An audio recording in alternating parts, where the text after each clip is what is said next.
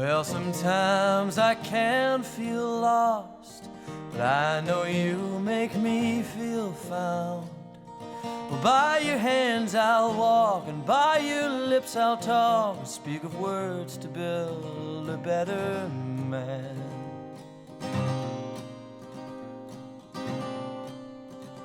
And sometimes my bed feels cold, and I turn over to find that you've gone. Just an imprint of your body there, and a single strand of your hair.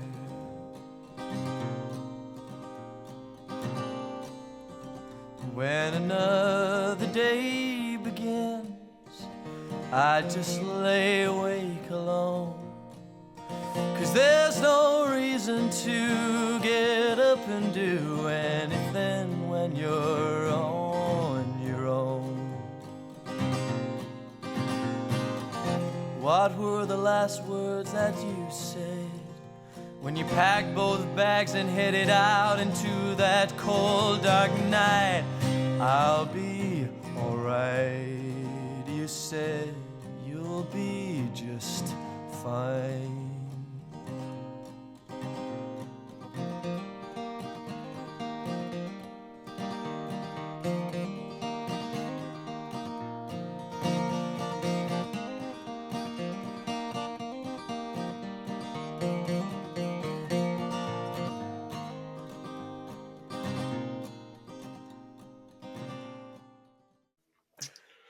Hello, ladies and gentlemen.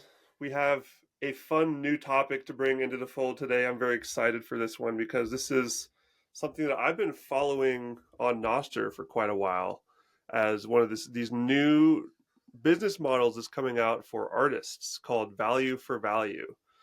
Those in the Bitcoin world may have heard about it, and we have someone here today. His name is Joe Martin, who's been using this in his own musician journey. And I'm very excited to hear his story and how Bitcoin and music fused together, taking down fiat music. Joe Martin, thank you for joining me today, sir.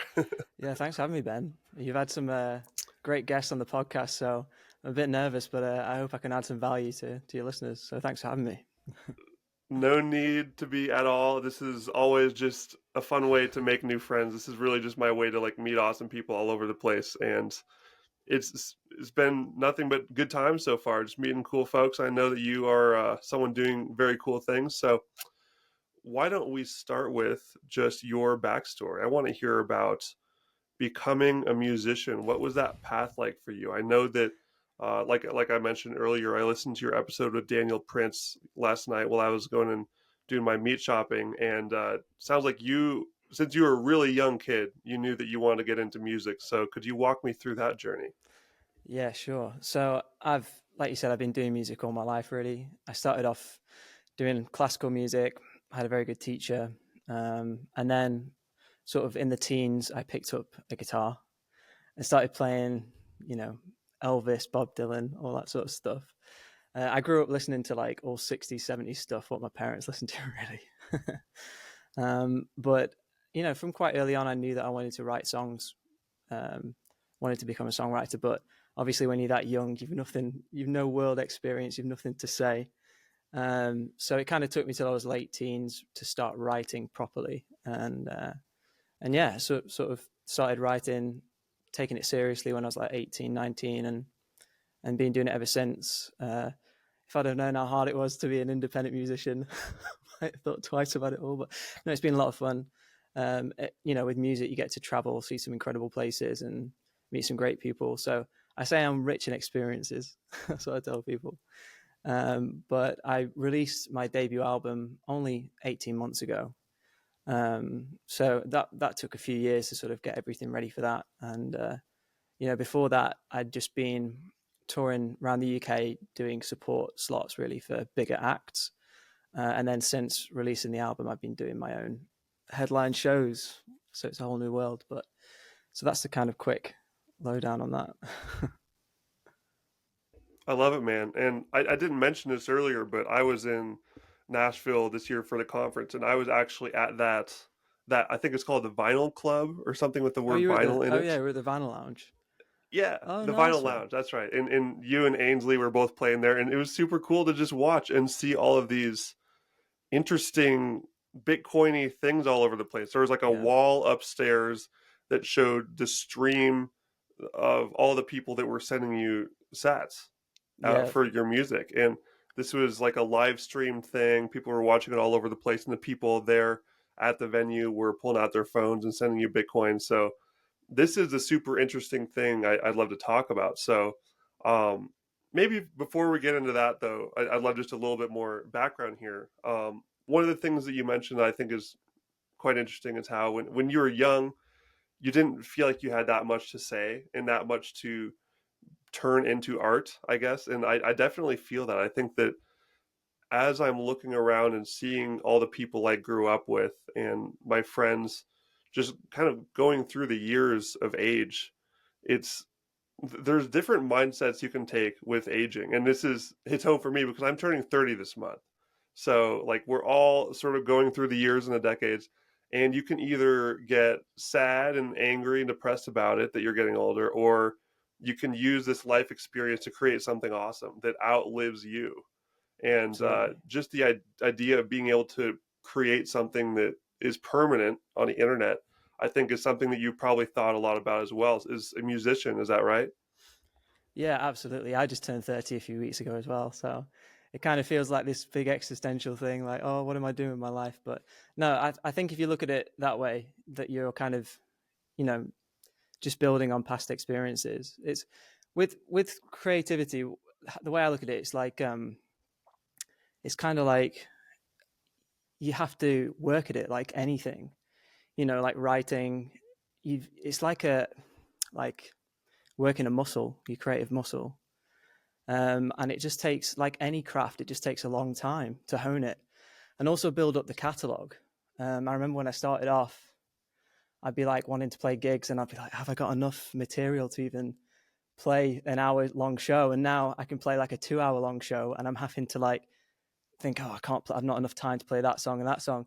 And I have people come up to me after gigs sometimes saying, oh, where was this song? You didn't play it tonight. I came and I really wanted to hear that, which is great.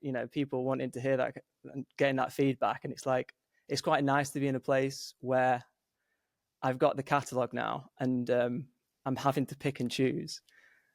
So yeah, Yeah, but it's a good problem to have when you yeah, suddenly have too. It's much better problem than not having enough, and then being up there and you're like, oh, what? I don't have any songs left. exactly. But as well as an artist, you're always looking forward. It's like it shows at the moment. I've just been to Nashville, as you said before, and I wrote a bunch of new songs when I was there, and I'm super stoked about it. And I want to play all the new stuff selfishly, but I'm trying to still sell the album, which is only like 18 months old. So I should be playing all that stuff, and I wanted to play the new stuff because that feels really old to me now, but it's still new for everyone that's kind of like following my stuff. So yeah, you're always just like looking ahead, thinking of the next thing. But yeah. I'd love to hear your take on just Nashville as a city because I spent quite a bit of time there. I decided to come a whole month early because I wanted to be there for the 4th of July. So I had to check Nice. off Yeah. Nashville 4th off the list, and I'm definitely glad I did. I just had more time to explore the city and just spend some time there and kind of absorb the vibe. And I know that it's obviously a huge music city. It's like the music city where so many musicians got their start, and every musician has that on the top of their bucket list where they want to go. So what does uh, I guess where does Nashville stand inside the music scene in your eyes? How big of a deal is it to have that as a place? I think it is the place to go, especially if you're doing country and Americana stuff, which is what I'm doing. So this was my fourth trip to Nashville, and it keeps calling me back. Like whenever I'm there, some crazy thing happens, like every single time. And I met some fantastic people, great gigs. Like this last time I was there, I ended up meeting Jimmy Webb's son and Glenn Campbell's son. For anyone that like isn't into the music or know that kind of music, it's like Jimmy Webb is like my songwriting hero. So, and Glenn Campbell as well is one of my favorite artists of all time. So like it was weird. I was just in a bar and I got introduced to Cornelius Webb, Jimmy Webb's son, and we ended up hanging out. And he took me around to Cal Campbell's house and he was showing me his studio, and it was Glenn's old house and stuff. So like just stuff like that happens. Like in Nashville, these crazy little things happen that wouldn't happen anywhere else. And there's a certain energy to the place. Like there really is. There's just music coming out of every bar that you pass. I mean, you'll have seen on Broadway. And then you get to find all the cool little local bars where the hip stuff is happening, like in East Nashville. And as a writer, like it's like heaven, you know, like as an artist, you're just soaking it all up. And I hadn't written anything for ages. And then being there, I was writing 1, even 2 songs a day sometimes. And I'd have my phone out and I'd just be like humming and writing down lyrics and stuff, because you just go for a beer at night and there's someone playing music in the bar and you're just surrounded by it. So, and there is a special energy about the place, I feel. And that sounds a bit woo-woo, but there really is. So I keep trying to get there as much as I can, as much as the budget allows. But it's always a balancing act between like recording new music here, traveling to Nashville for inspiration, and then stacking sats. That's the way, my man. Yeah. The first time I walked on Broadway was the 4th of July. I Nice. think I flew in there like I bet it was crazy, was it? It was insane. It's just, Yeah. and I went there, you know, the next couple of weeks as well, and it's insane every single weekend. But on the 4th of July, it's just madness. Like I bet. it's not only that every single bar is playing music, but every single bar has like 3 stories with a different like band playing in every single story. It's crazy. It's just, there's nowhere like every single place you go, there's someone playing music, and it's really beautiful. It's very much like an artistic, flourishing environment, like you said, and it's just tons of fun. I definitely recommend anyone who even just enjoys music to go there and just explore and walk around and just absorb it all, because it's very wild. There is no other city quite like it. I heard a lot of people compare it sort of to Austin, Texas, but to me it's very different. I just got a different vibe there. Like Austin is a little bit more sort of spread out, and there's a lot of music for sure, but I mean, Nashville, Broadway, just everything is packed onto this one street. So like, people say that Austin feels like Nashville did 30 years ago, but I wouldn't know what that was like. But Austin is next on the list for sure. I really want to go to Austin. Oh yeah, you should have. If you haven't been there, you should definitely go. I lived there for a year, and it was amazing. I lived right down the street from Black's Barbecue, so great lethal. place to go. I know that like all the carnivores that go down there and get a picture by that sign. I know Sean Baker did that recently. Nice. It's a good place. Speaking of carnivore, I actually have to throw this in real quick. I know that you follow the carnivore content. You listen to my episode of Dr. Chafee, and I'm curious where that comes in to your artistic process. I had a girl named Erica Arntz on recently, a couple months ago, and we had an episode all about how this diet can really affect your artistic process and just the way that your brain works. So I don't know anything about your diet, if you do like strict carnivore or if you dabble or what it is, but how do you see the diet and art sort of coincide in your life? Yeah, well, I am sort of meat heavy. Like I'd be truthful and say I'm not full carnivore, because when I travel a lot with work. Like I'm gigging, I just have to take any gig. I'm gigging all around the country all the time. It's just impossible to do when you're on the road. It's so hard. But I can't really speak much to that, to be honest. I definitely have more mental clarity when I sort of cut out all the sugar and seed oils and stuff like that, and I'm eating a meat heavy diet for sure. But I don't know, creatively, I can't say that I've like written more songs on carnivore than not, you know. But I have felt like I've got more energy and more mental clarity when I'm doing keto. So have you ever done like even like any stretch of time where you have done it strict, or you still are sort of just curious about it? Yeah. So I've done like a couple months like on carnivore and then like fell off the wagon or something. And it's like, I don't know, it takes a while to get into ketosis, right? When you're doing it. So I do like, I mean, I've been eating, so I think for the past 3 years, I've had bacon eggs for breakfast every day, like religiously. And I'll try and eat like beef and eggs in the evening if I can. But no, it's just like when I'm traveling, it's just a nightmare. It's so hard. Like, you know, unless you pack your own pack your own food. But if you're away for a stretch of days, a few days, you kind of, you're stuffed unless you fast. And that's one of the goals and one of the reasons why selfishly I want to keep promoting this and try getting it out there more, because it's just keeping the ball rolling to make it more available everywhere, because it is hard. Like, I travel a lot too, as I was telling you. I'm all over the place, and I find certain strategies that help plug in the holes basically on those long travel days when you're moving quite a bit and it's tough. I usually get just a huge pack of these things called Paleo Valley beef sticks, which are, just like these grass-fed beef sticks that I just stuff in my suitcase, like a huge glob of them. And I just eat those sometimes for a couple of days. I'll eat nothing but these beef sticks as I'm Is like that like relocating. beef jerky? And Is that like beef jerky?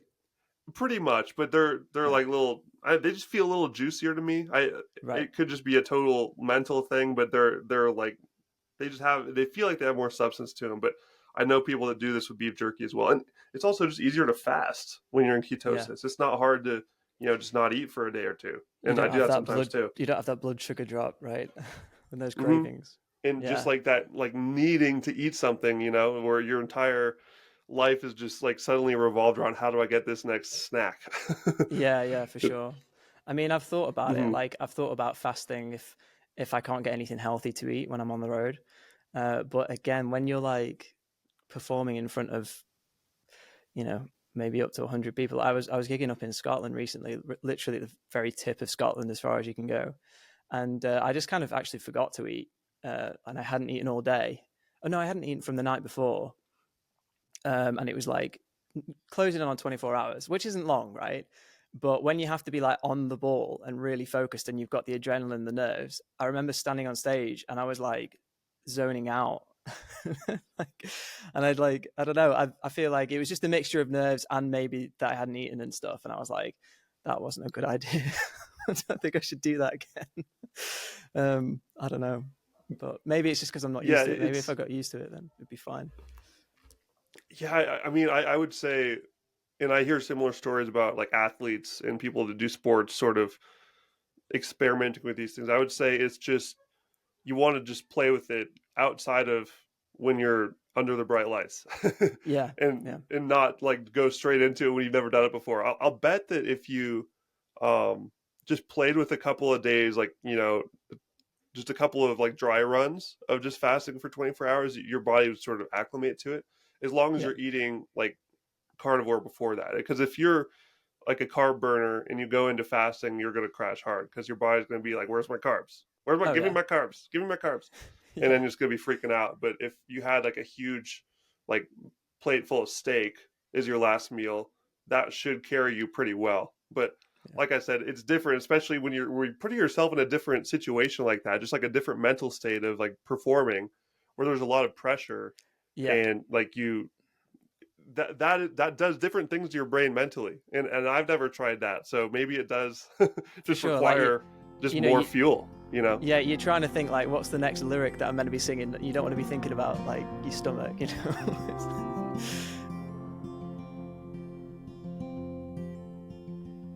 Well, I can't go back to Denver. I left my young love there. Just like I can't swim up the delta of the Mississippi. And I won't go back to Denver. Too many painful memories.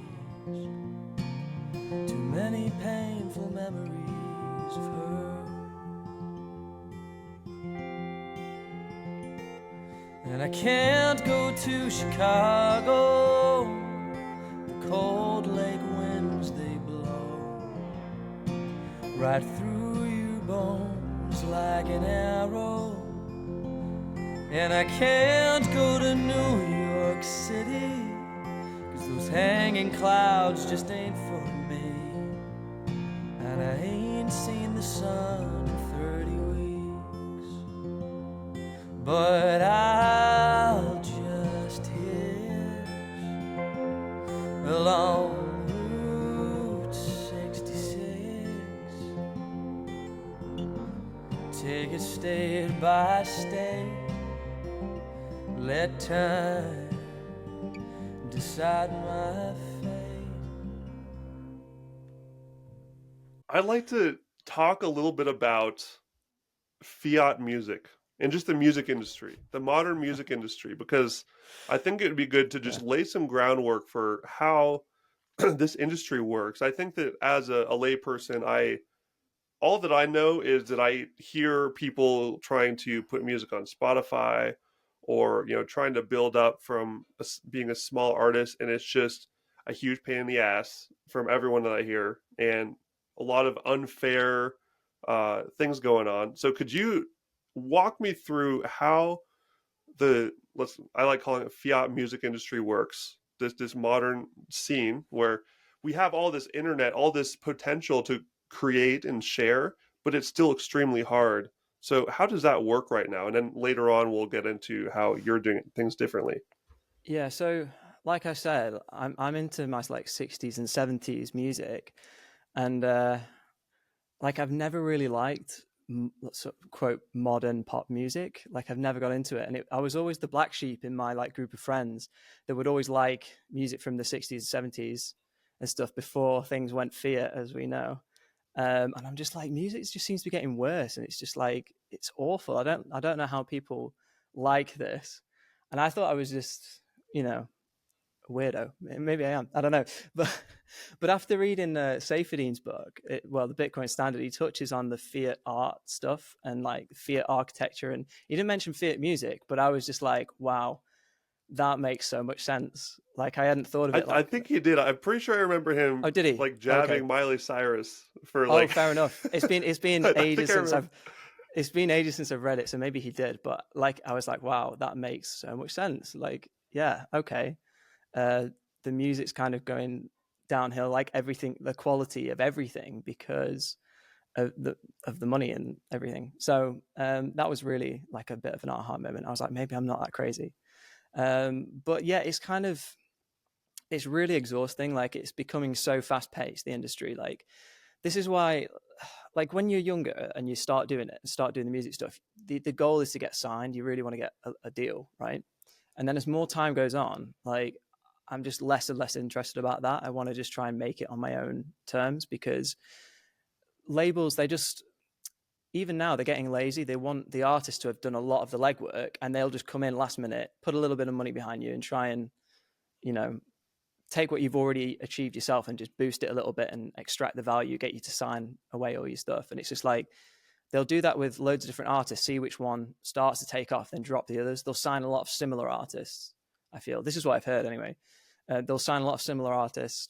They'll see which one starts to take off, then they'll drop the others. And it's like, um, the whole model of like artist development has kind of gone. And that's like the long-term vision. Like back in the day, a big record label would find a truly talented songwriter or artist, and they would put loads of money behind them, and they'll nurture them, and they'd develop a brand with them, and it would be like a multi-year, like several year process, because they could see more long term, and they were in it for the long term. Now, yeah, you could say back then, obviously there was a lot more money floating around, and also there was more money to be made as well, because people were still buying, vinyl records and stuff like that, and then CDs.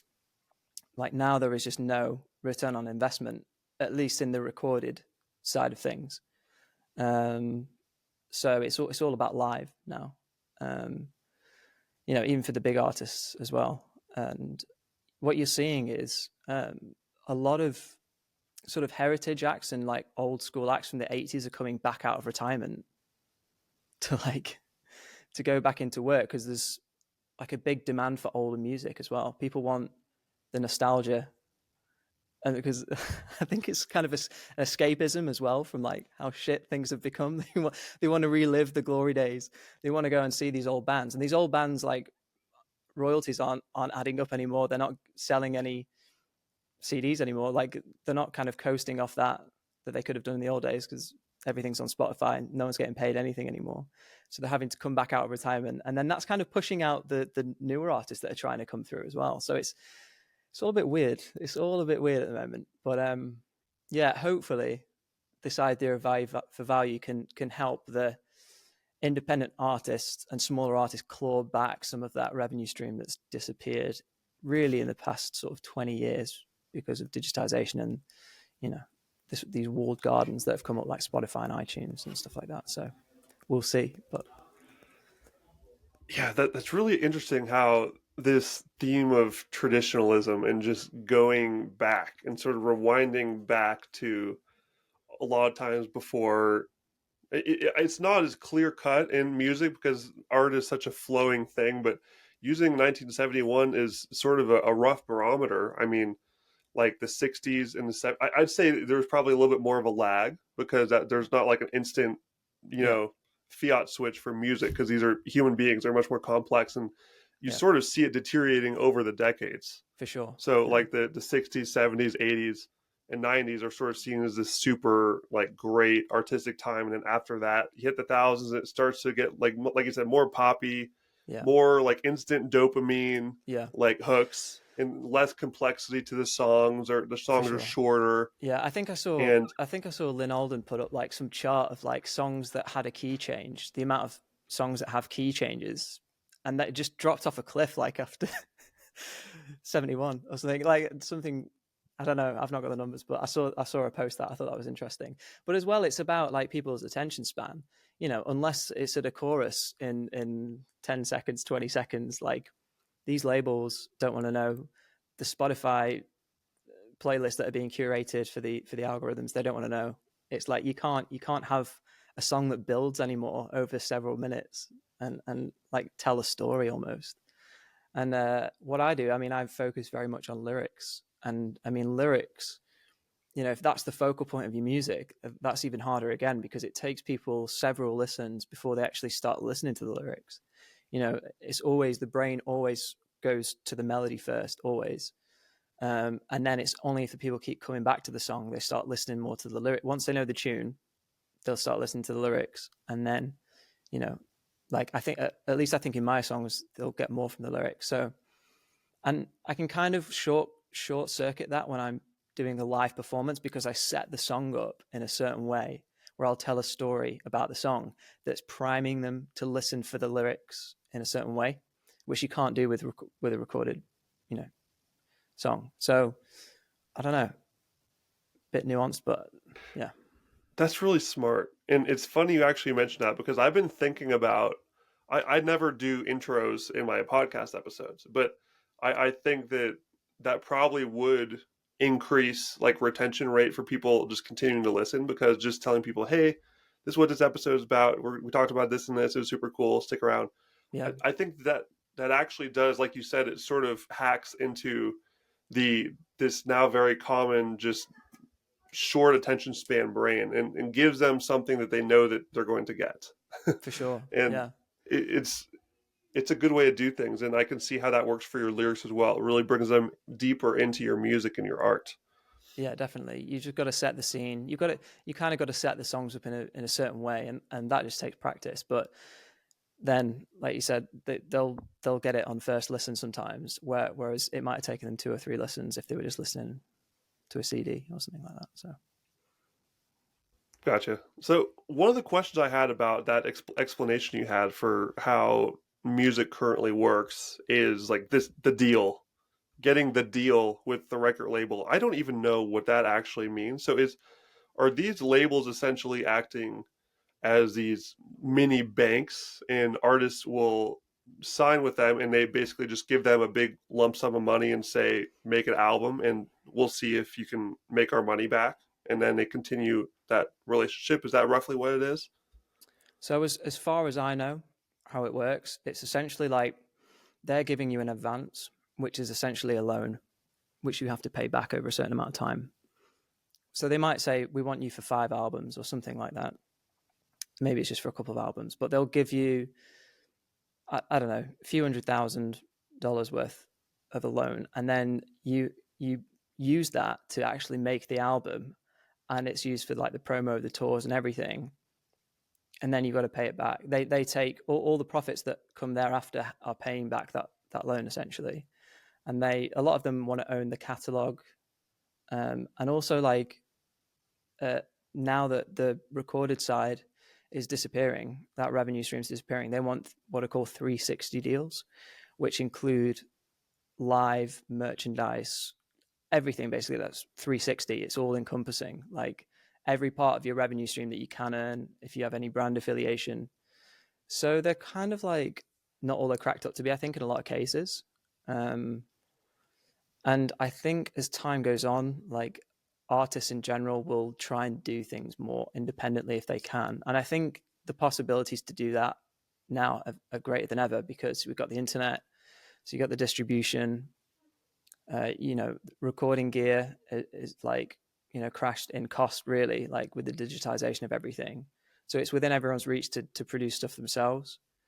But again, that's a double-edged sword because it means there's so much more competition, right? So then again, in some ways it becomes about who's got the biggest budget to cut through to pay, to cut through all the noise with advertising and stuff like that. So yeah, it's kind of like a whole new world. It's a really strange situation at the moment. But the thing about value for value, which I'm really excited about and passionate about, is that you don't need these huge numbers anymore to sort of make a living, really. If you can have a few thousand fans, a very modest amount of fans that are really like diehard fans that really want to support you, and they give you the equivalent of $10 a year, and you've got a couple thousand fans, 2,000 or 3,000 fans, and they will over the year they will zap you the equivalent of $10 worth of sats or something.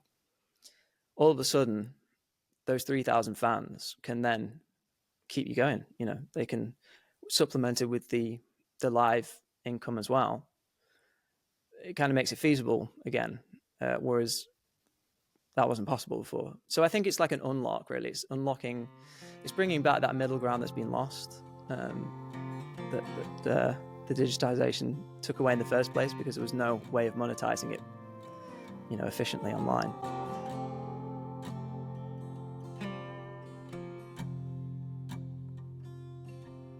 I'll wait for you to call,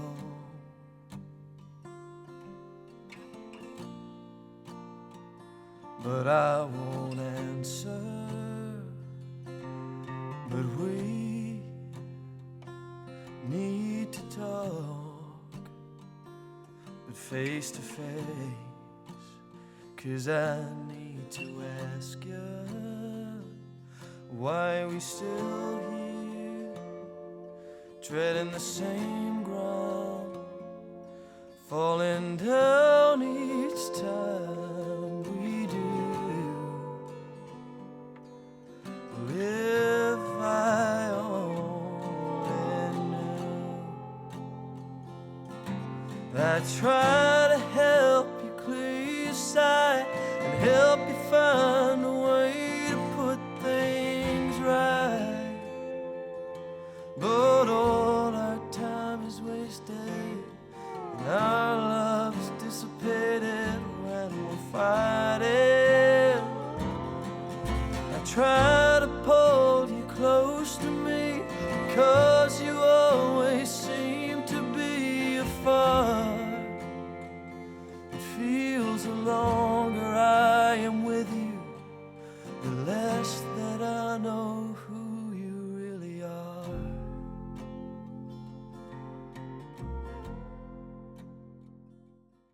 So for the people who aren't Nostr natives or Bitcoin natives and are hearing about this for the first time, could you give us just a very high level one-on-one overview of what value for value is? What is that? What does that mean?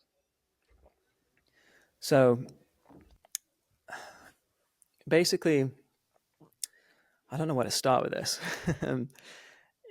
The model of value for value is putting your music out for free. So at the moment, like, it kind of is, if it's on YouTube or Spotify, it sort of is free, really, because people can access those platforms without paying. They can do like a freemium version, but they have to pay with their attention, right, by listening to adverts. So the value for value model utilizes RSS, which was used more in the podcasting world, really, well, and like news feeds and stuff like that. But RSS is just a protocol, so it's interoperable. So any app that can speak RSS, once you upload it to a server, it propagates that RSS feed, and it can be picked up by many different clients or apps that sort of speak RSS. And it's open content from the start, not behind a paywall. There are no adverts, so you're not paying with your attention. So it is, in the truest sense, free to listen to. Now, the cool thing with when that is paired with Lightning, so the Lightning network built on top of Bitcoin, which is kind of a way to send smaller payments. You know, when you send a Bitcoin transaction, it costs a certain amount of transaction fees. That varies on a market rate. So when more transactions are trying to be made, that price goes up. It's fluctuating. And that can be sometimes like $5, $10. But if someone wants to pay you 50 cents, like they can't pay $5 in fees to pay you 50 cents. So that's where the Lightning Network comes in. You can send fractions of a penny all the way down to a couple of Satoshis, which is like hundredths of a penny for no cost. So when you pair that with RSS, the person can access the content openly and for free initially, and then you as the artist are sort of asking them to send value back. And the cool thing is, if they have the sats in a wallet and their client, their either music or podcasting app that they're listening on is value enabled, we say it can speak Lightning, then your Lightning address is in the RSS feed. So they can zap you any amount from like a couple of sats, which is like hundredths of a penny, up to, I don't know, whatever the throughput of that Lightning channel can take. So, and it's one click. So they're not having to, like, you know, if someone wanted to send you some money on Bandcamp and they didn't have a Bandcamp account, they'd have to get the credit card out. They'd have to put all the numbers in and all this stuff. Whereas they can just click a button, type in how many sats or fiat equivalent they want to send, and boom, they can just send it. So it makes it really easy for the listener to send value back to the artist or podcaster. So the artist podcaster is hopefully providing value with their creation, their music, their podcast, and value is being sent back in the form of sats. So that's where the term value for value comes from. Well, it's not very intuitive. But yeah, I think we'll stop there. If that made sense, I don't know. Absolutely. And I can add some color from my end as well.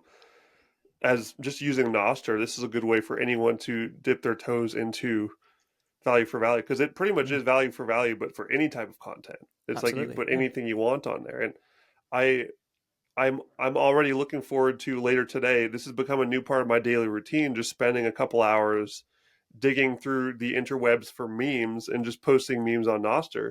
And I get zaps for it.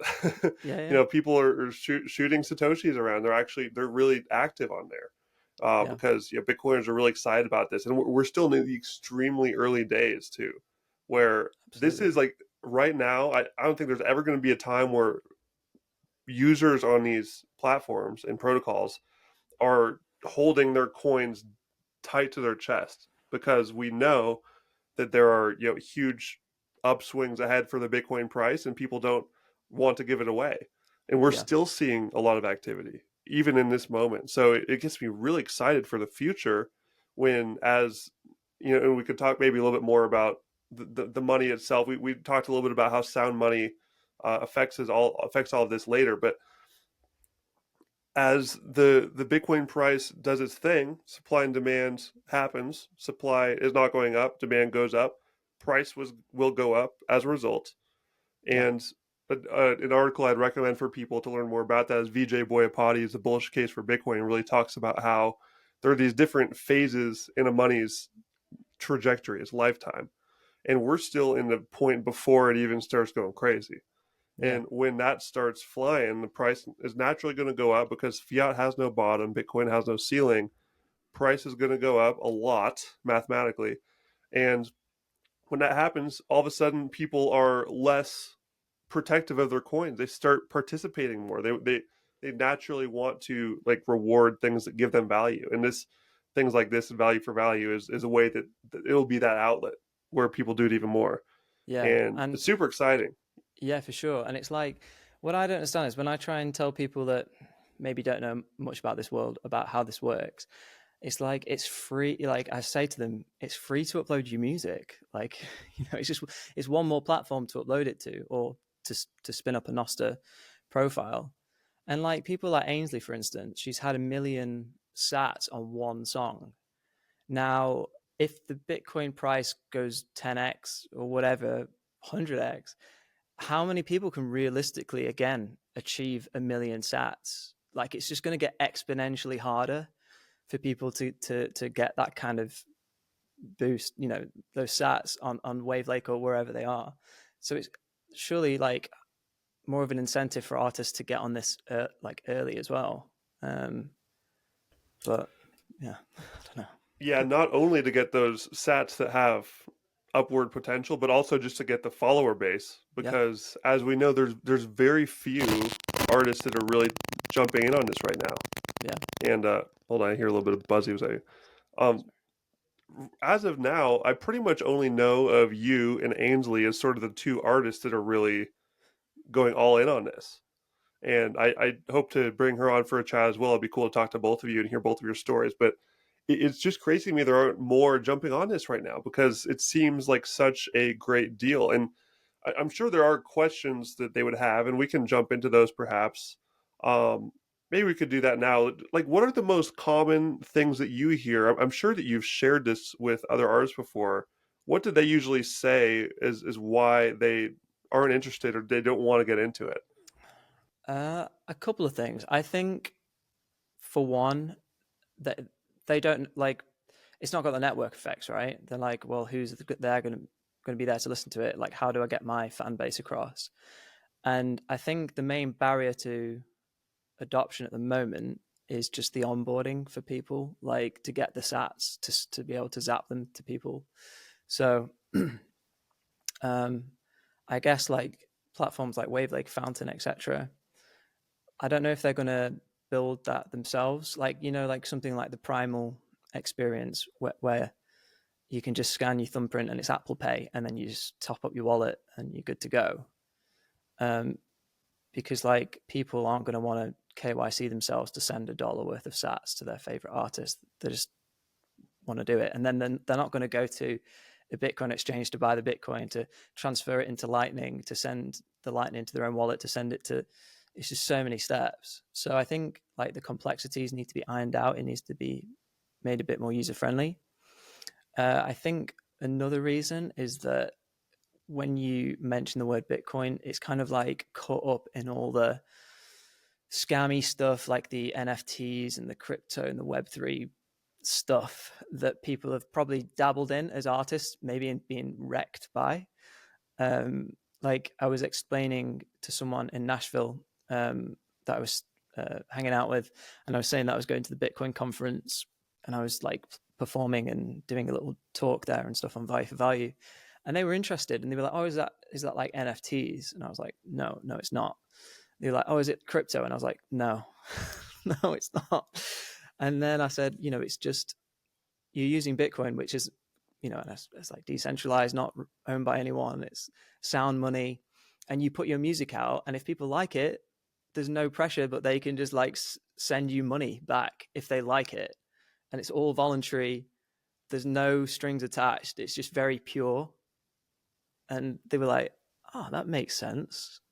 But it's just, I just think it's been caught up in all the other bad stuff, And I think it'll just take a while for that to separate in people's minds and for people to know the difference. So, and again, it's just going to be like a hype thing, like the Bitcoin price goes in waves and hype cycles. Like, I mean, this is the first cycle, I think, where this sort of tech has existed, where we've been able to actually do the value-for-value thing. So it's like we've not even really had a full cycle with it, and we've not had a chance to see how it will cope and what will happen when everyone starts getting really interested again. But I do think that, from this cycle from 2024 to 2028 is going to be more of the institutional adoption, store of value thing, like Bitcoin thing. And then I think 2028 to 2032 will be the everyone getting on Nostr and zapping each other and starting the payments side of things, when the Lightning Network is also a bit more robust and has more liquidity and that kind of stuff. That's just my guess. I don't know, but And that would go along with sort of that track that I talked about earlier that VJ Boyapati lays out of essentially the earlier phases of the money. It is a store of value, and then as more and more people start storing it as value, then it becomes more of a medium of exchange, and then you see a lot more people throwing it around just more openly because they don't see the huge growth potential ahead. So yeah, as that growth potential gets smaller, the willingness to spread it around increases. And I think that's a really good way that you have it kind of predicted as like a cycle by cycle prediction. I think that that's a pretty sharp guess, and I'd probably be in line with you there. I do think that Nostr will continue to be adopted for other reasons yeah, because as more and more countries just go tyrannical and try to lock down these free speech communication platforms, all the centralized platforms, we just saw Brazil dropping the hammer on X yeah, like just weeks ago. I think they had to, rescind that because so many people like lash back. But I just think that every time this happens, you're going to see more people coming on to Nostr and just realizing this is the end game. Like there's so many Brazilian people that joined from that, and they're not going to go back now because yeah. why would And you if you're just yeah, why spend time and energy on a centralized platform that can just be taken away at any time? You never know. Like you're reliant on these leaders, and I, we know from following the space that following leaders is never going to work for you. yeah. And I think as well, like these traditional platforms, they're going to just get so bad. Like the user experience is just going to get so bad.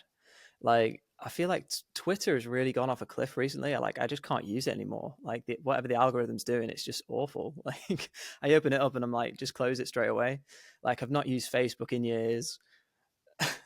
It's just so bad, the UX and everything. So I think like Nostr will also just outcompete on its user experience, and it will just be a nicer place to be as well. But yeah, I mean It the thing just about disincentivizes from me. Sorry, go ahead. no, and as well about like building, being able to have a profile, a profile that can't be taken away from you, like an identity, a digital identity that can't be taken away, is a huge deal that people just aren't thinking about. I don't think. But going forward, like, yeah, people will be like, well, of course, I want to be the one that's in control of my digital identity. Like, why would I let someone else monetize that when I can monetize it? So, yeah, And that sort of brings in another thing that you mentioned earlier. We didn't really dig into a lot, but just the ownership side of your music. The fact that when you're with a label, I'm assuming, I think you kind of said this, they pretty much own the rights to your music that you produce under them. So it's like their umbrella, and I'm sure there are huge artists out there. I remember you saying Paul McCartney was an example of this, where like the Beatles don't even have control over their own music. It's like their labels now. Do I have that correct? yeah. So I think he might have bought it back since, but in his early career, their manager signed their catalog away as part of the like deal they got, and I think like Michael Jackson ended up owning a load of McCartney songs, like outbidded him, like or something crazy like that. So, I mean, he's like a billionaire now. I wonder how much money he'd have made if if he owned them the whole time. But yeah, it's kind of crazy. It's weird, like that people can own your intellectual property like that and sell it on, and like it's a commodity. It's kind of weird. I was listening to a podcast with Safedine, and I forget who the guest was, but they were talking about like the IP just shouldn't exist at all, and that the world would be better off without it. And it's kind of like really interesting uh, thought experiment. And I'm like, I don't know where I sit on it. I still haven't figured out where I am, because like if someone just say if I put a song out there and someone just took it and started to monetize that, like it's not like that's taken me years of like honing a skill to be able to come up with that. And if someone could just take it and then monetize it, is that fair? Isn't that like a theft of my time essentially, that's gone into like getting to a stage where I can write a song like that? And like the same with these big companies, if they're plowing millions and billions into R&D to try and come up with a product, and then someone else can just take it, why would they do it in the first place? I don't know. I'm sure they address that point, but I'm always like on the fence about that one. But anyway, that was a bit of a tangent. Sorry. Yeah, I haven't dug super deep into that myself, but yeah, that's an interesting one to bring up because I was just thinking, what if someone just started posting my podcast and try to make money off it? I Mm. guess I'd just be really motivated to like get bigger and grow my name more so people knew it was me. Yeah, I think at um, some point yeah, I definitely want to experiment and basically encourage people to take some of my catalog and like re-record it and like cover it and put it on these like either on Nostr or Wavelake or whatever, and like just reach out to me and split, because you can do splits with the zaps and you can do splits on Wavelake and stuff. So like we'll like find a good percentage that works for both of us. But I think that's kind of a cool idea. So I'd like to do that at some point. But yeah, there's a lot of things you can do with it. I need to learn how to do that on my podcast. I need to learn how to do splits. That's one of the things I still haven't done yet. I know that that's a major upgrade to this model of Because podcasting and song creation. what I like I about your show is with the guests you have on that maybe don't know much about Nostr, you put it in there at the end and like tell them to check it out. And same with Bitcoin. So maybe it would be a cool idea if you had someone like that's not into Bitcoin, like one of the carnivore people or whatever, say, oh, I'll split you in, just create a lightning address, this is how you do it. And then if they think they're going to get some sats, they might be more interested to like give it a go. Who do you host with, by the way, for your podcasting? so I'm just using Buzzsprout Okay. um as like I'm the sure there's the RSS place. I don't know how the guts of it work super well, to be honest. That just seemed like the easiest one. cool. I think I don't know if it's with Podcasting Index or with Fountain like that you do the splits. But yeah, it's definitely worth giving a go for sure. I think you do it in Fountain, but like I said, I haven't done it yet. But this is a great reminder for me to get on that because that's such a great way, like you said. And this is something I'm always trying to do is get the carnivores more into Bitcoin and the Bitcoiners more into carnivore and everyone into Nostr and sort of just Yeah. bridge these gaps between them. I went on Dr. Chafee's channel again recently to be the guest on his channel, and I basically just ranted about Bitcoin for an hour. And I wish that I did have a way to sort of bring him into the splits on Fountain, so we could like actually get him on board because he's such a Bitcoiner, man. He's such a Bitcoiner. Yeah. When you So listen he's to him talk, you know that he's a Bitcoiner. He's sharing like Thomas Sowell quotes on Instagram and right. everything. I'm always seeing him like the exact things that just walk straight into Bitcoin. So I know he's going to be there. But So he's got his yeah, own. there's so many people. Yeah, he's got his own podcast then, because like Yeah, yeah. he's leaving money on the table. Like if he doesn't claim his show, get him to claim his show in Fountain because it will show up in Fountain because it's RSS. So he needs to claim that and then just put in a Lightning address. Well, they'll get a Fountain Lightning address, but then like there's like no work involved, but he will get sats from your listeners who go to listen to him and other people. I'm sure it might not be a lot, but it's leaving money on the table, isn't he? Yeah, it's a great point. I try to limit the amount of times I reach out to him and just like throw stuff at him because I'm always giving him like recommendations. There's certain people that I know are really good bridges for the two, like Matthew Leshak, author of Fiat Food. He's a great bridge between Bitcoin and Yeah, meats. yeah. Dr. Fernando Morales, another super cool guy. He's the Mexican carnivore doctor. He does a great job sort of slipping it in on his episodes as well. So I've been trying to like throw him these recommendations, but I don't want to spam him too much. So Yeah, yeah, maybe yeah. if we get to do another one Overload. together, that'll be the one finally. But hopefully, I mean, the fact that he has such a large audience is just it makes me excited for when he posts our episode because hopefully more people will get into checking Bitcoin out, and then they will sort of pressure him as well to learn more about it, get more into it, and bring the whole community in because he has a huge follower base, so Yeah, that's going to be awesome. I think that's great because like I feel a lot of the time, like on these podcasts, it's Bitcoiners talking to Bitcoiners about Bitcoin, right? And it kind of like everyone knows, like everyone's on board, everyone gets it. So it's kind of nice that like there's these overlapping rabbit holes and audiences where people can learn about these complementary things, even though they wouldn't seem on the face of it complementary, but they're very much linked in certain ways. So that's great that yeah, his audience might get exposed to it. Nice. Yeah, I'm excited. There is a question I wrote on my notes here that I totally forgot about as we went on that little tangent there.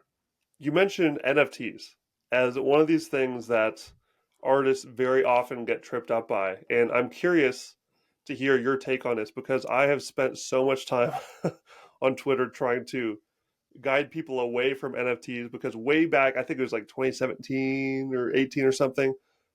I like photography. That's one of my artistic forms. So I had a short stint of trying to NFT my photos, and it was such a short lived thing. It wasn't even really like a phase of my journey.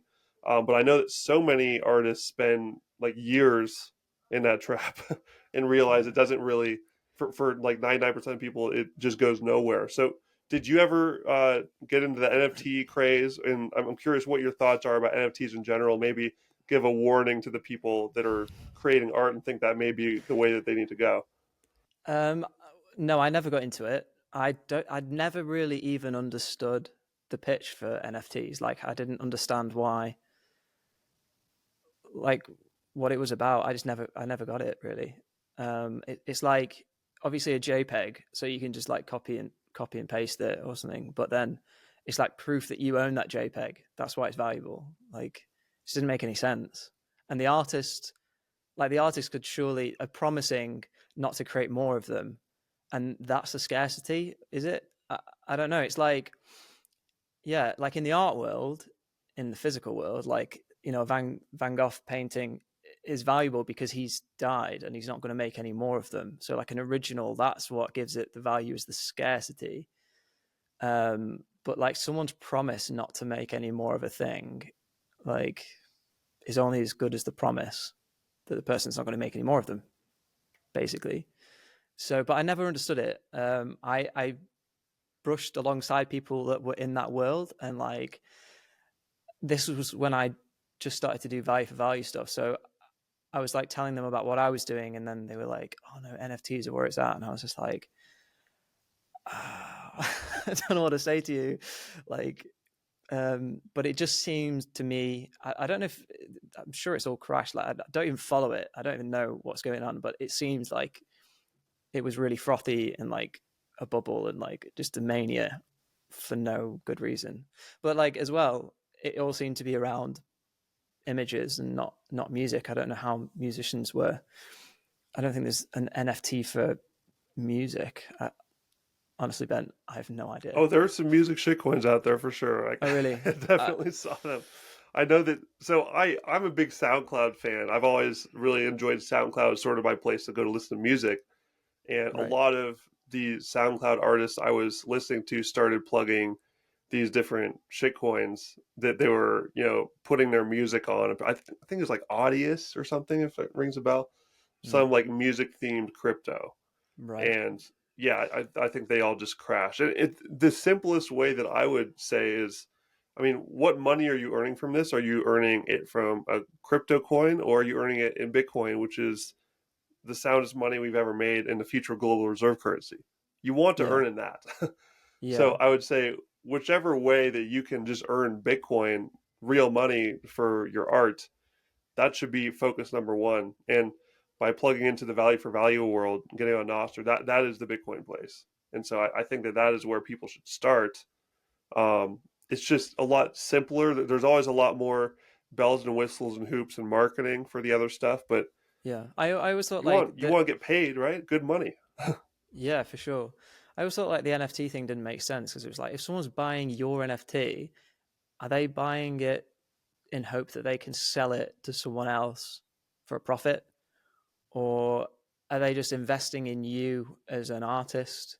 In which case, do you really need an NFT for that? Can't you just do a Kickstarter fundraiser campaign?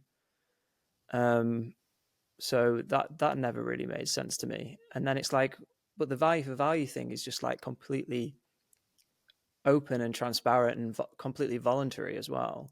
You're voluntarily putting your music out for free because you come to the realization that if it's on YouTube, which it is for most people, if it's on Spotify, which it is for most people, then it is free basically. So why not put it out on RSS? But the only difference is it's easy for someone to zap you sats, and it's voluntary on their side, and it kind of makes it even more I think it makes it even more valuable that it is voluntary, because the person didn't have to send you anything. They could have still enjoyed it. They could have still enjoyed your song, and they could have just been like, I'm still not going to send anything. But the fact that they did sort of means more. Do you know what I mean? That they could have had it for free and they still decided to send you something. So I'm sure a very common naysayer point would be like, how do I know they're going to send me money? If people can listen to for free, wouldn't they not want to send any money? Like, aren't people cheap? Like, what would your Yeah. response be to that? Yeah, absolutely. That's the number one thing that everyone thinks. And I thought that myself as well before I started doing this. But I have made so much more. I've not made a lot, but I've made a lot more on Wavelake and Fountain than I ever have on Spotify and iTunes and everything. Obviously, like selling my CDs, like that's where I've made the most money, but that's physical and it's at gigs and I'm face to face with people. But digitally, oh, absolutely, I've made so much more on with Value-for-Value, and it has been voluntary as well. Because people want to be seen to support the artist. I think, like, you know, people like, because you can send little messages with the sats as well. People can send a little message, and they want you to know that that came from them, and they want to include a nice message with it. And we've not really started doing this yet, but there'll be ways to sort of gamify it in a way and say like you could say my top 10 zappers on Wavelake or wherever Nostr will be eligible for like a free ticket for a gig or some merch or whatever. You can start to like gamify it so you can kind of get your super fans. So you want to be a super fan, are you in the top 10 of my zappers and stuff? And people like that as well. If you zap a whole Bitcoin, you write a song about them. Oh, right, more than yeah. I'll fly to wherever you are and do you a gig. We'll give you a live show in your living room. Absolutely, yeah. Dedicate an album. But there are infinite possibilities there. Like, Yeah. people could literally do that. We laugh at it now. You never know when these could actually happen. Like, as we get more big names, if we have the Paul McCartney or the just the A-lister suddenly come across us and say, this is amazing, like I love this. Yeah, people will shell out for big sure. money, And it's like, and all of a sudden the doors blow wide open. yeah, and then that's taking it back to the patronage model of, like, people like Mozart, Beethoven. They would be penniless, and they'd have these like wealthy people like just want to see the art, and they would gift them the money to be able to just focus purely on that and do that. And it's kind of like we come full circle in a way that now the music, because it's digital, can be reproduced at zero cost. It is free. So it's like, it's going back to that patronage model where it's voluntary and it's a gift almost. But, it's not just from super wealthy people anymore. It can be from anyone, because they can send you any amount. They can send you fractions of a penny. So yeah, it's kind of interesting. And like I mentioned earlier, just from my experience, I mean, I guess I could call the podcast like a form of art, but I'm seeing a ton of people sending me sats all the time. Like, I purposely have my notifications on my different Nostr clients set to like notify me every time I get anything, because I love the little dopamine boost every time I see someone. And so every morning I wake up and look at my phone, I just see a wall of tips sent to me. Yeah. And it's from all sorts of things. It's from the podcast, it's from memes I post, and just things I write on there, and sharing blog posts. And this is why it's so exciting to me, is anyone who has any form of art or value or just creation of any kind to get on Nostr, because that's where you can put all of these things. Like, you can post your music on Nostr, I can post my podcast on Nostr. It's a totally open playing field where you can just earn Bitcoin for anything. And as you also mentioned, being early is going to be a big benefit in this, because a lot of people are just looking for these people to follow right now, because it's a new ecosystem and there aren't a lot of them. Like I said, you and Ainsley are pretty much the only two pure musicians that I know that are really all in on this. Yeah. And we need to get more people on there, man. I just want to see Nostr become this thriving art space. And I've been helping onboard some new people. I met this very nice Dutch girl just during my travels recently, and she was literally just painting at a table at this hostel that I was at. And I met her and talked to her and got her to join Nostr and have been trying to boost her and help her get out there. And she's coasting now. She's posting almost every day, like posting this cool art that she's making. That's really and cool. People are sending her sats for it. And I just think that's amazing. And again, it just opens the door for all these other opportunities. The free tips you're getting just from people hitting the little lightning button is just the first step. As soon as you build that audience, which is completely your audience, decentralized, by the way, you can't be taken away by any CEO like Twitter or Instagram or Facebook. Mm-hmm. You have that audience that is purely yours. You can then open up new monetization paths later as you get bigger and just continue to scale up forever. And it's just a great path for artists to be aware of. And I'm super excited about it. I think that people need to see through these early obstacles, as we said. Like it's a little bit weird to just put your stuff out there for free and just, think that, why I worked so hard for this, shouldn't I charge for people to listen to it? But like you said, in the digital age, most of it already is for free in some form, like going on YouTube and Spotify, but it's just a different payment form. And those are centralized entities that are going to scrape the artist dry and just give them like a few drops of the wealth from it when you're doing this independently. You have complete control over your path. It's very exciting. I'm super excited about it. Yeah, Spotify's never going to turn around and say, actually, guys, to the shareholders, actually, we've been screwing the artists over. We need to give them a little bit of the cut of what we're making here. Like, that is never going to happen. It's like, it's got to come from the artists being like, no more, like, this is ridiculous, and taking back control and actually doing something about it. Sitting waiting tables while she's sitting waiting for him to show what her name or story was. Maybe I'll never know. She ain't trying to hide what's going on inside, and I know I've been there before, waiting for somebody at the only place you'll see them anymore. Well, she's hiding out there in her car, smoking and crying. She don't have to go too far to figure out that she's dying. Thanks her cigarette will make it better, but she's just lying to herself about getting him back. She's still trying. Nothing's ever gonna change but the time, and man, it's flying while she's smoking and crying.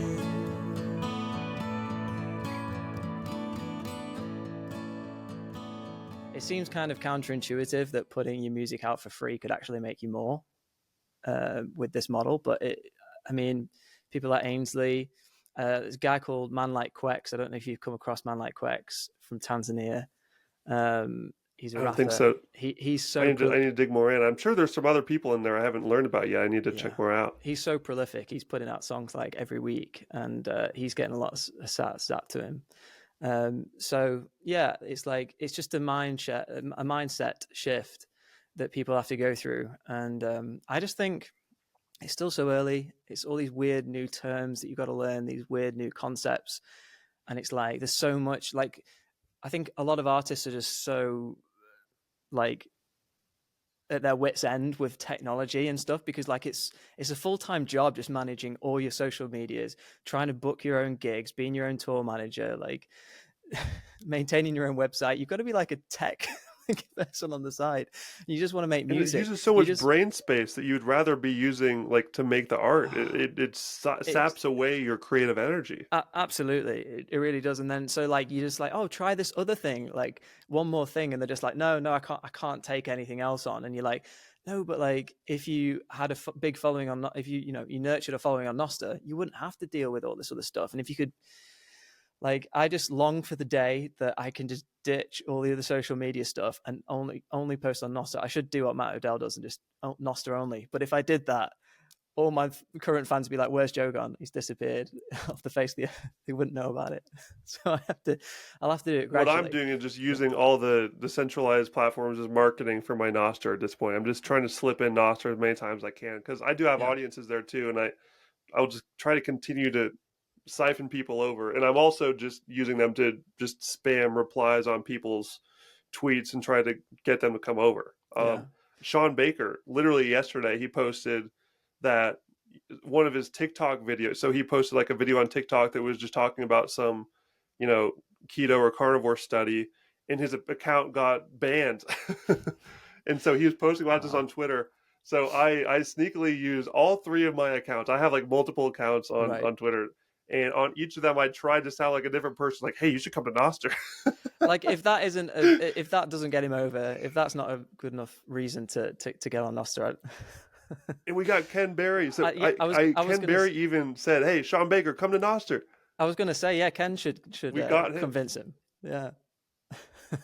Yeah, it's so awesome to have him on board. It's been amazing to see, just watching him in real time, a guy who has a huge follower base everywhere else. He has over 3 million followers on YouTube. It's crazy. And hundreds of thousands on all the other platforms. And just watching his journey on Nostr, sort of figuring out what it is, getting more ingrained in just like a whole new side of him coming out, knowing that there's no censorship and he can't be banned for anything. Well, and so he's like way more toxic than usual, which I love. I love that. He's unleashed. Just says it how it is. I mean, we need more people like that. I was going to say, I think people like that, and myself included, we should do like more Nostr only content or Nostr first content, where it's like, if you want to hear my latest song, or if you want to hear read my blog post, like I'm going to be posting it on Nostr first.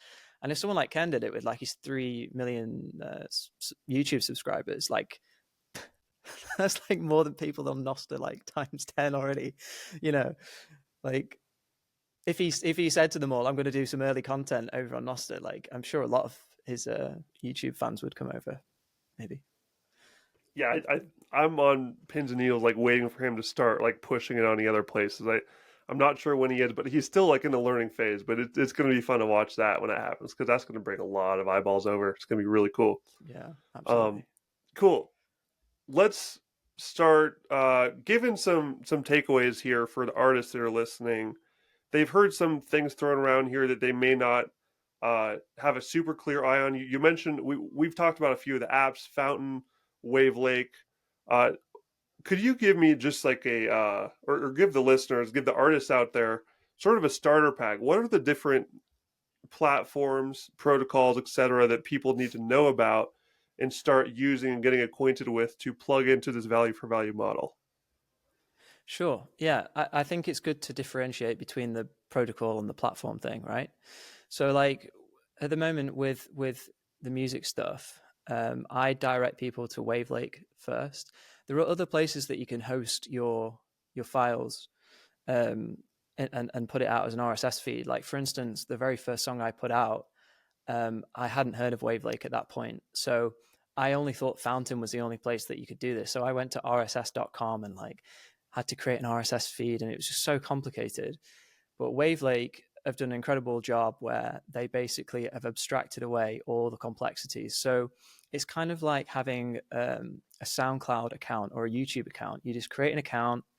I don't even know if they might use Nostr now. I don't even know if they have email sign up anymore. But anyway, you put in your email address, create a password, and then you're in and you make a profile picture, your bio, and then you can just start uploading songs straight away. So you upload a song, and with your account, you have a Lightning wallet already baked in. So what it does is, as soon as you upload that song, it transforms it into an RSS feed with your Lightning address in there. And then that shows up on Fountain, on any app that is RSS compatible. So any podcasting app, really. I don't know if there's many music only apps at the moment. I don't know how they do that, because RSS is just RSS. But anyway, it just shows up everywhere, and you can start getting paid straight away if anyone starts zapping your songs. And that the sats just show up on your Wavelake account when you log in. And then when you're a bit more comfortable, like with Lightning and how it all works, you can withdraw those sats to your own custody, to your own wallet. So I'd say for hosting files, for hosting your music, place to go and upload, because they don't charge anything. They take a 10% cut of all the zaps that come through, so that's their revenue stream. But Wavelake is the easiest way, in my opinion. It's super streamlined. They abstract everything away. You can start getting paid straight away. So that's where I send people. With Nostr, again, it's a protocol, not a platform. So basically, there are like clients that one might look like Twitter, the other one's like Reddit, but you don't have accounts. They're not siloed. So basically, you just take your private key. When you create a Nostr account, it gives you a public key, which is your address, private key, and you can sign into all these other clients, and your follower base will follow you around. All your data follows you and just pops back up in the client wherever you're using it. And like we said before, you own all that data. So you basically can put a Lightning address in your bio, and that's how people will can zap you. There's a little zap icon. It's like a like button. You can click that, and then the sats flow to wherever that Lightning address is, whatever wallet you made that in. And so it's a couple of little steps, but it's definitely worth trying out because all this is free to try. All it costs is your time. It's definitely worth digging into because I think in the future it will, reward you for investing the time into figuring it out. Awesome explanation. I need to get on Wavelake myself. I actually haven't used it yet. I have listened to some music on Fountain because I know that that's a place that you can also go listen to songs. I know that you and Ainsley both have accounts over there where you can just listen to music.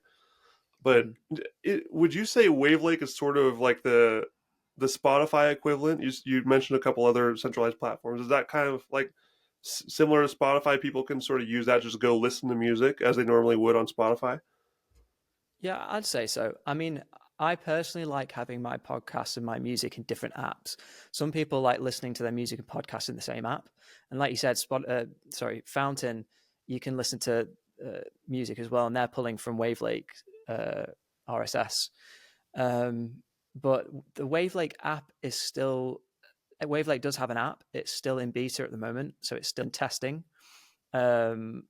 But you can jump in their Telegram group if you want to get the APK file or you want to download that on test flight for iPhone. And it's so slick already. Like it works so well. It's incredible. I actually prefer it to Spotify because the UI is just so minimal, but it's just so nice to use. So I'm excited for when they officially launch that, which should be soon. I don't know when.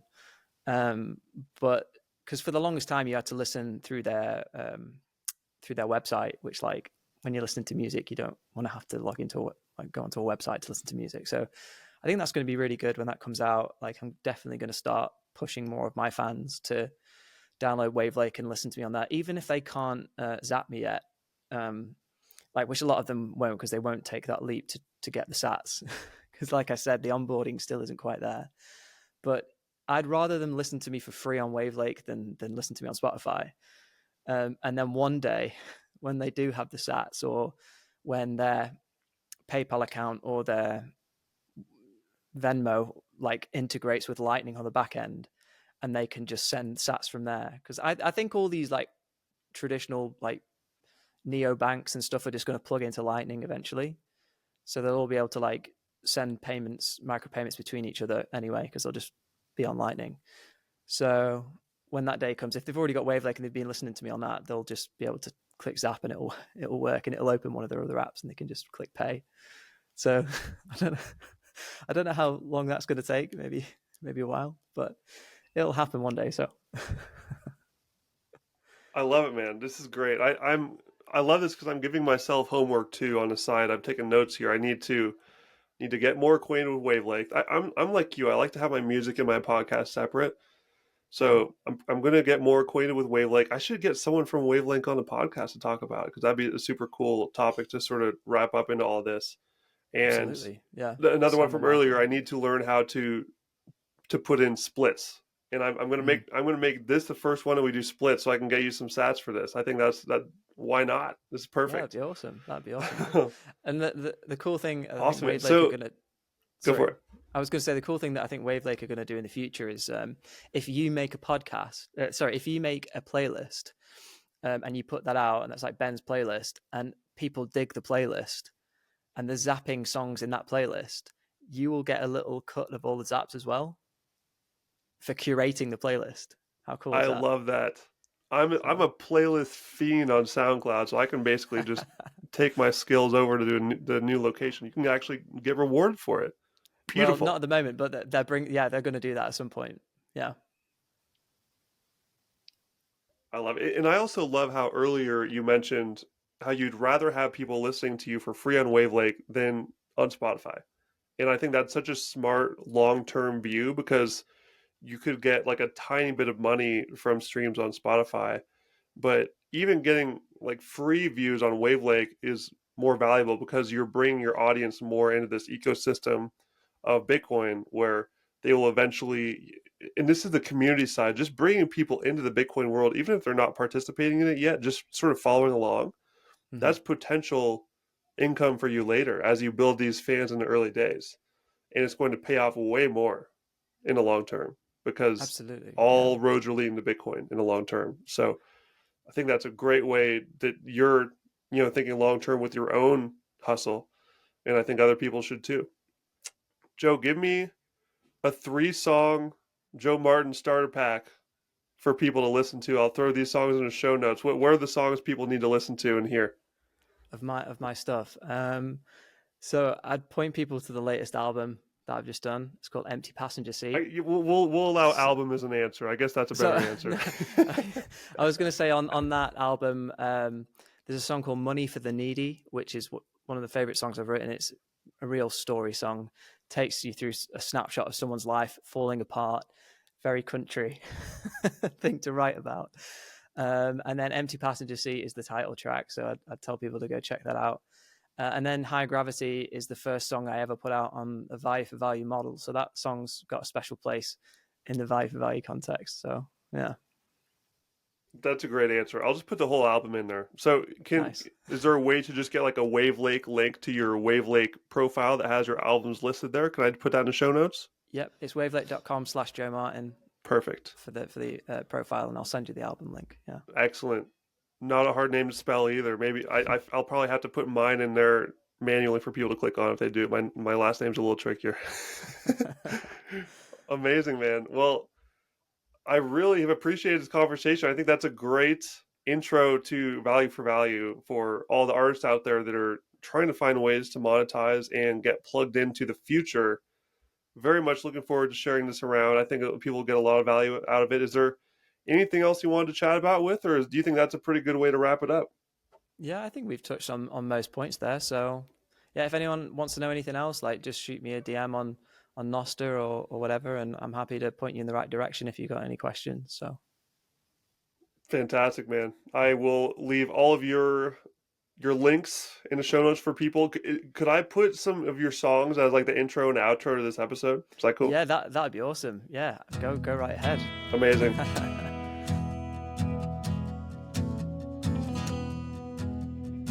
Big city lights are shining down on me, different ones than yesterday. And although they don't spell my name, I know that they will someday.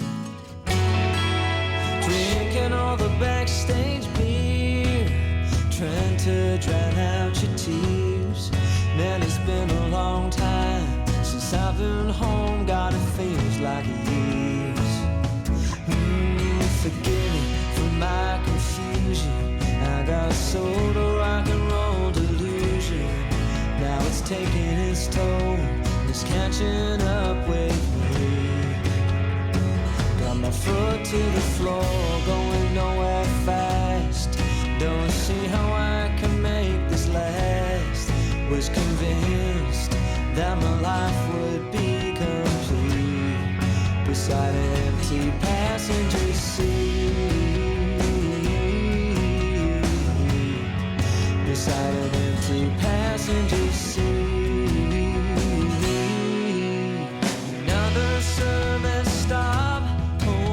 another train to hop, another corner street busker singing in the rain. Stringing my J45, snake side nerves make me feel alive, but I think of you to try and keep me sane. Oh, forgive me for my confusion. I got sold a rock and roll illusion. Now it's taking its toll. It's catching up with me. Got my foot to the floor, going nowhere fast. I don't see how I can make this last. Was convinced that my life would be complete beside an empty passenger seat. Beside an empty passenger seat.